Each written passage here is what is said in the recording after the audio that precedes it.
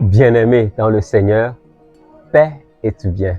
En ce dimanche des Rameaux, nous célébrons deux grands événements dans l'Église. Il s'agit de l'entrée triomphale de Jésus à Jérusalem et le début de la semaine de la Passion de notre Seigneur Jésus-Christ. Dans la liturgie de ce grand jour, nous lisons le texte intégral de la Passion de notre Seigneur Jésus-Christ selon Saint Luc et nous retenons un témoignage qui nous laisse saisir d'effroi. Celui-ci était réellement un homme juste.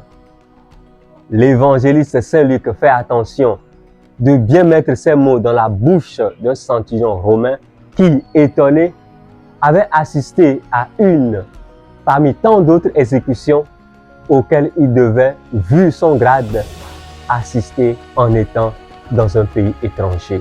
Qu'est-ce que le centurion a pu voir dans le visage de Jésus pour faire une pareille déclaration? Vitamine BS, la vitamine de la bénédiction pour nourrir votre foi. L'image du centurion romain que l'Évangile nous donne est l'image de l'humanité qui observe. C'est en même temps la profession de foi d'un païen. Jésus meurt seul, frappé, abandonné et en même temps confiant dans le sens profond de sa mission. C'est ce qui a fait découvrir chez cet homme romain le témoignage d'un homme juste.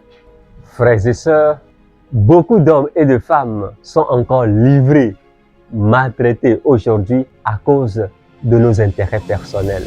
Une femme était avec son mari et ses enfants, ils étaient tous heureux.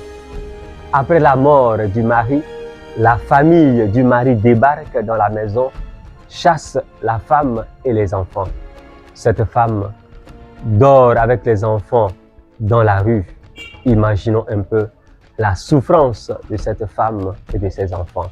Tant d'innocents encore sont aussi condamnés à cause de nos faux témoignages, de nos jalousies, de nos méchancetés. Dans cette semaine sainte, pensons à celui que nous avons condamné par la parole et par nos actes et cherchons à le libérer ou à nous réconcilier avec lui. Nous avons condamné beaucoup de personnes dans notre tête et dans nos pensées. C'est le moment de nous libérer et de libérer les autres. À son entrée à Jérusalem, Jésus a été acclamé comme celui qui vient au nom du Seigneur. Entrons donc nous aussi à Jérusalem pour communier à son obéissance pour vaincre le mal du monde. Bien-aimés dans le Seigneur, bonne méditation et bon dimanche.